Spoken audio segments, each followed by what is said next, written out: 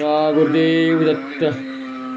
आज तुम्हाला मी दत्त गुरुदेव दत्तांची गोष्ट, तसेच साईबाबांची गोष्ट आणि गगनगिरी महाराजांची थोडक्यात गोष्ट सांगणार आहे. थोडक्यामध्येच, परंतु छानशी जी तुम्ही ऐकली नसेल ती गोष्ट मी आज तुम्हाला एवढे सांगत आहे. प्रथम दत्त महाराज तुम्हाला सर्वांना परिचयाच आहे.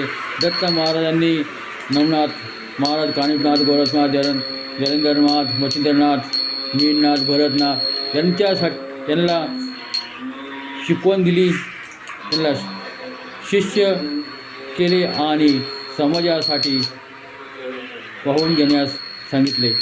प्रत्येक गावात जा, खेडोपाडीत जा आणि समाजाला जागृत करा, जनतेला जागृत करा. अंधश्रद्धेला बळू पडले नाही पाहिजे म्हणून तुम्ही त्यासाठी मोलाचे कार्य करा, अशी शिकवण दत्त महाराजांनी दिली. आणि त्याच प्रकारे साईबाबा ज्यावेळेस शिर्डीला आले, खंडोबा मंदिरामध्ये थांबले, त्यावेळेस तेथील पुजारी माळसापती तिथे आले आणि त्यांना म्हणाले, आवो साई. ते तेव्हापासून साईबाबांचे नाव साईबाबा पडले आणि सर्व लोक त्यांना शिष्य आवडीने साईबाबा म्हणू लागले. त्यांनीही श्री गुरुदेव दत्त महाराजांना गुरु केले होते. लिंडी बागेत त्यांनी दत्तांची मूर्तीची स्थापना केली होती. रोज पूजा अर्चा करत होते. भक्त त्या ठिकाणी येत होते आणि भजन कीर्तने करीत होते. ही सर्व दूरवर गावात तिची महंती पसरली होती. शिंदे गावात शिष्य जमा होत होते. त्याच प्रकारे गगनगिरी महाराज हे फार थोर संत होऊन गेले.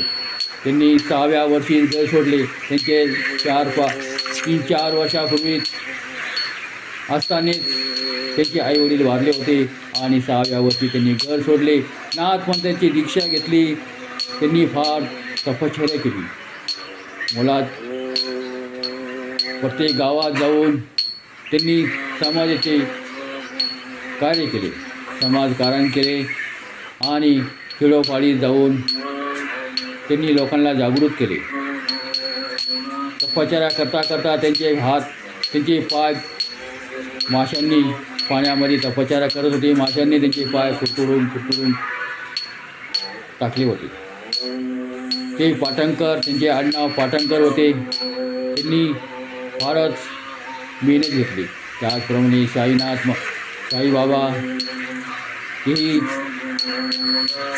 समाजासाठी फार त्यांनी स्वतःला वाहून घेतले होते. ते थोर महान संत, ते देवाचा अवतार. त्यांनी दत्त महाराजांचे ऐकून सर्वांनाच चांगली दीक्षा दिली.